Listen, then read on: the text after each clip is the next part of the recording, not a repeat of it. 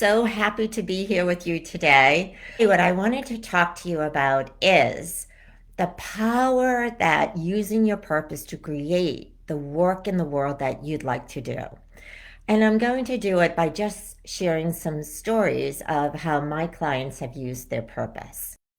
So, the first story I have is about a client that was transitioning from her corporate life into being retired, but she retired at a very young age.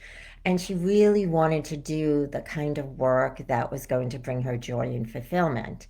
And so, what she did was use her purpose, like what was her purpose about, to create the kind of business, the kind of programs, the kind of work she was next going to step into. Now, it took a while for her to step into the work because it was a little bit different than what she intended. But once she got momentum going in terms of her purpose and then using intentions every day to help create the purpose, a year later, she had a business that was organized around what filled her with joy and love and support. I have another client who stayed in and is still in corporate America, was pretty high up. I think she was either a VP or a C-level person. And she wasn't finding joy. Like she had strived for so long to get to this like golden goose position. And she thought, once I get to this position, then I'm going to really love my job and start enjoying myself. Well, she got to that position and she found it was just more of the same with more responsibility. And really, what was going on for her was she wasn't connecting what she was passionate about into her work. So, what she was just doing is looking at what were all the tasks and processes that she had to complete at this level within the company, whether she did it through people that were working through her. And what we talked about was her passion was really around connection. Her purpose was organized around building communities, making connections with all different types of people. And I started to ask her, how much time are you spending building your communities now that you're at this level? How much time are you spending connecting with your employees, with other employees? And the answer was very little because she was so focused on getting the tasks and the goals and the whatever processes that her organization was responsible in place. And she had this limiting belief that if she didn't focus on the work and she just focused on connecting with people and helping or mentoring them, she wasn't going to be successful as the leader of this organization. And that was limiting her to do her work differently. And that's why she was feeling burnt out and drained again and really disillusioned. Like, oh, I thought this was going to be that great place that I got to make a contribution. So we worked on the fact that yes, it can be, but you have to change some of your beliefs. And you have to see what the possibilities are for you when you are working with another. It isn't just about what needs to get done or how it needs to get done. It's really about taking the tack of understanding that person, understanding what motivates and excites them, and then having them apply that kind of energy to the work they're going off to do. It took her about 3 months to change the way in which she related to her new position, to change the way she acknowledged what her goals were, into my goals were about getting the best out of people, making people feel supported, making them feel loved and held and connected, making them feel that they couldn't make mistakes because she or other managers in the organization had their backs. She came back 6 months later and she was on such a high. And I said, what is going on today? And she said, we just had quarterly results and we blew our results out of the field. whatever they were supposed to get measured on, they doubled what they were doing. And I said, "Well, how are you feeling?" She goes, "Oh, I'm so energized. I'm so happy. I'm so grateful." I said, "Well, how does your team feel?" And she goes, "Everyone's feeling so good." And we're like really charging ourselves with the next quarter to do even more. And I said, "Oh, well, why wouldn't you all be burnt out if you were working so hard?" And she goes, "That's the really interesting thing, Miriam. We weren't working hard.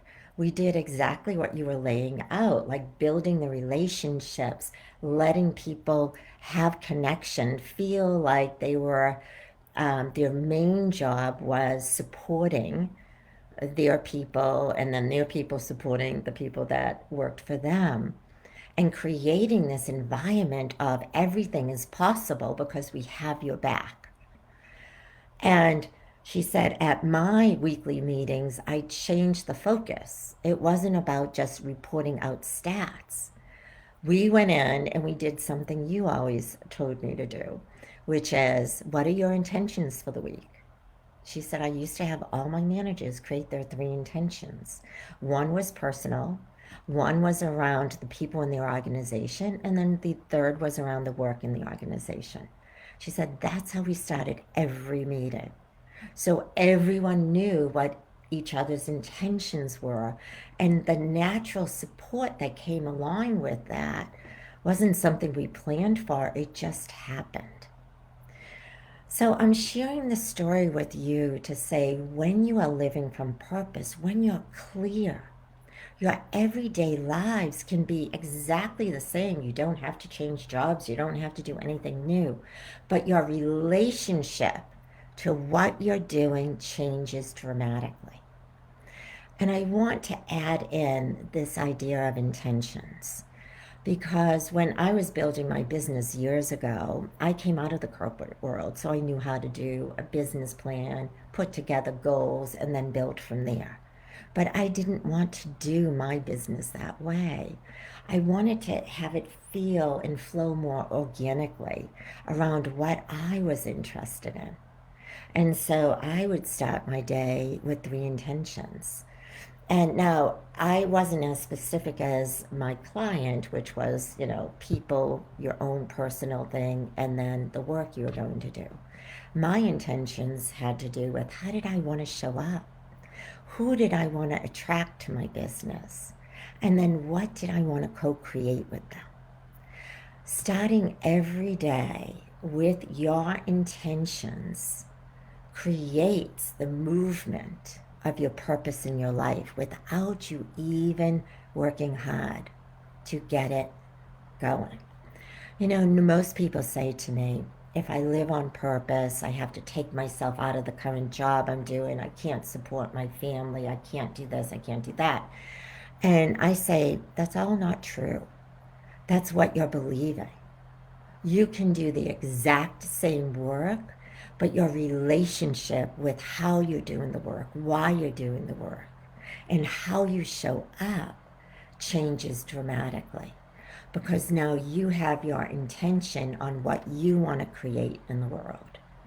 And that intention is aligned to your purpose, which we know purpose comes from connecting to what your soul came here to do. I hope this inspires you to think about how you can live on purpose and have the same exact life, but do it differently, where you feel so much joy and excitement every day. Or you change up your life based on your purpose because you have a desire to do that. Not that you need to, but that you have a desire to go after something. Purpose is our guiding light. It helps us make movement.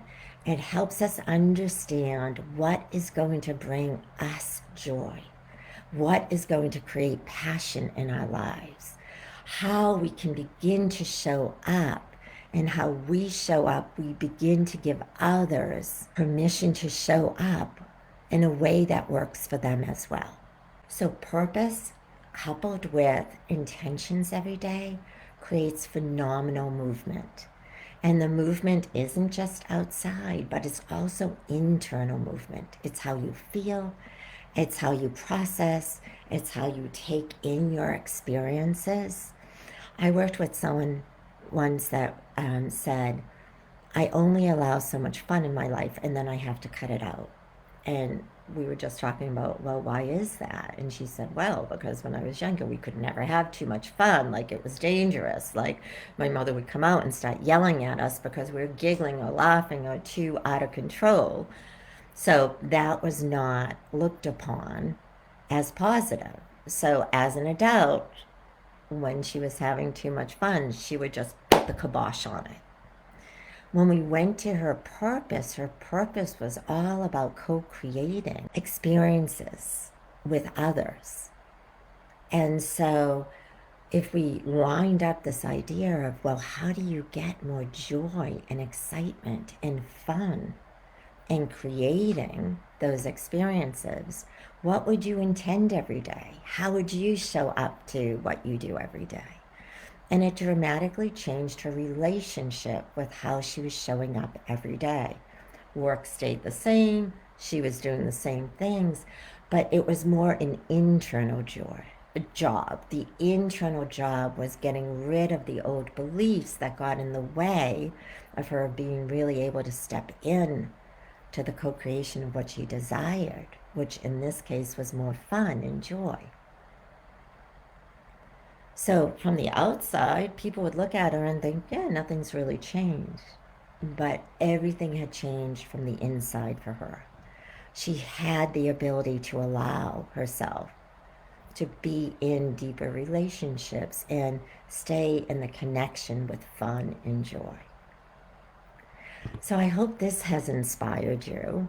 And I want you to think about something that you're doing right now, today, that doesn't give you joy or passion or make you move. And ask yourself the question, what's my intention around it? Do I even have an intention around it?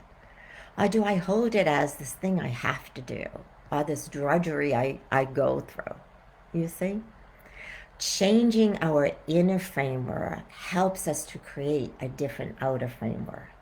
And then if we align that to what our purpose is in life and organize our intentions around it, you will be unstoppable.